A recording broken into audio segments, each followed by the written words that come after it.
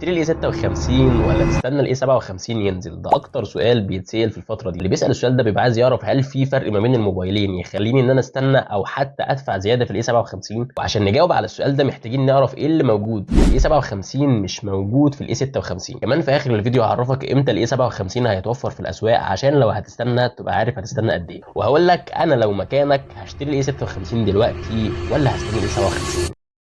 وقبل ما ندخل في الفيديو، فالقناه لسه في بدايتها، فكل سبسكرايب كل كومنت هتكتبوا لي هيفرق معايا جدا، وعايزين نوصل الفيديو ده ل 1000 لايك. ندخل على التصميم واللي ما حصلش فيه اي تطور في الشكل. الموبايلين جايين بنفس الشكل تقريبا، ولكن لما تيجي تمسك الموبايل هتحس بالفرق. ده لان سمك الاي 57 قل من 7.4 مللي ل 6.9 مللي. كمان وزن الموبايل قل من 198 جرام ل 182 جرام، وده معناه ان انت هتاخد موبايل ارفع واخف وموبايل عصري اكتر. انا عايز اقول لك ان مستقبل الموبايلات في الكام سنه الجايين رايح ناحيه ان الموبايلات تبقى بارفع سمك ممكن. ولو حطيت قدامك الاي 57 والاي 56 وقلت لك تفتكر انهي موبايل فيهم انتاج 2026، فاكيد هتختار الاي 57 عشان رفع الموبايل. ندخل على الشاشه واللي ما حصلش فيها اي تطور في مواصفات الشاشه الاساسيه، ولكن سامسونج اخيرا حلت الحاجه اللي كانت مضايقانا في شاشه الاي 56 وهي حواف الشاشه الكبيره. سامسونج قللت الحواف الكبيره اللي كانت مضايقانا في الاي 56 في الاي 57، ودي الصراحه حركه كويسه. ولكن برغم ان هي قللتها الا انها لسه مش اقل حواف شاشه، وفي شركات كتير لسه جايه بحواف شاشه اقل. ولكن كويس الصراحه ان هم قللوا حواف الشاشه، لان حواف الشاشه دي ما كانتش مقبوله على سعر الموبايل اطلاقا. ندخل بقى على الاداء، فده تقريبا اكتر تطور حصل ما بين الموبايلين.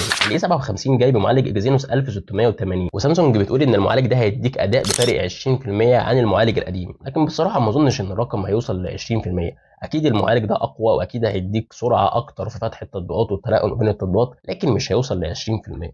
الاي 57 هيكون جاي بمعالج اقوى من الموجود في الاي 56، والمفروض ان هو يديك اداء اعلى من الاي 56. اما بالنسبه للبطاريه وسرعه الشحن فما حصلش عليهم اي تغيير. لسه الموبايل بطاريته 5000 ملي امبير بسرعه شحن 45 واط. وبصراحه ما تتوقعش من سامسونج ان هي كانت ترفع البطاريه لاكتر من كده، لان سامسونج في الاس 26 الت نفسه لسه جاي ب 5000 ملي امبير، اكيد مش هتزود بطاريه موبايلاتها المتوسطه وهتسيب الالترا على 5000 ملي امبير، فدي كانت حاجه متوقعه من سامسونج. ولكن المفترض ان كفاءه البطاريه في الاي 57 زادت من 48 ساعه ل 52 ساعه، ده لان المعالج المستخدم في الاي 56 جاي بمعماريه احدث، المفروض ان هي بتوفر طاقه بشكل افضل. ولكن ده مش هيفرق كتير في الاداء الفعلي، غالبا احنا بنتكلم في 3 4 دقائق ما بين الموبايلين في مده الاستخدام. اما بالنسبه للكاميرات فالاي 57 جاي بنفس سيستم كاميرات الاي 56 ومفيش اي تغيير على الكاميرات، نفس السنسورات نفس كل حاجه. فلو كنت ناوي انك تستنى الاي 57 عشان تاخد تجربه كاميرات افضل، او كنت ناوي تعمل ابجريد من الاي 56 للاي 57، فده مش هيحصل لان الموبايلين هيدوك نفس تجربه الكاميرات. المهم ان انت تبقى عارف ان الاي 57 لسه هيوصل له 6 سنين من التحديثات، لكن الاي 56 اوريدي عدى سنه من التحديثات ففاضل له 5 سنين، فكده في فرق سنه ما بين الموبايلين في سنين التحديثات. كمان بيقال ان الاي 57 جاي بمقاومه ميه اعلى اي بي 68، لكن بصراحه انا ما اظنش ان ده هيحصل، لان سامسونج دايما بتفضل حوار مقاومه الميه ده في موبايلاتها الفلاج شيب بس، ومش بتنزل ده في الموبايلات المتوسطه. طيب امتى بقى الموبايل ده هينزل الاسواق ويبقى متوفر في الاسواق؟ سامسونج كان المفروض ان هي تعلن عن الموبايل في اخر شهر فبراير، ولكن سامسونج قررت ان هي تاجل الاعلان عن الموبايل علشان سلسله الاس 26 الترا لسه نازله، فمش عايزه الموبايل ده ياخد الضجه، فقررت ان هي تاجل الموبايل لحد شهر مارس، والمفروض ان الموبايل يتم الاعلان عنه خلال الشهر اللي احنا فيه دلوقتي، ويبقى موجود في الاسواق من بدايه شهر ابريل. ولكن لو انت كنت من مصر ومستني الموبايل تصنيع محلي، فانت محتاج تستنى لحد اخر شهر 5،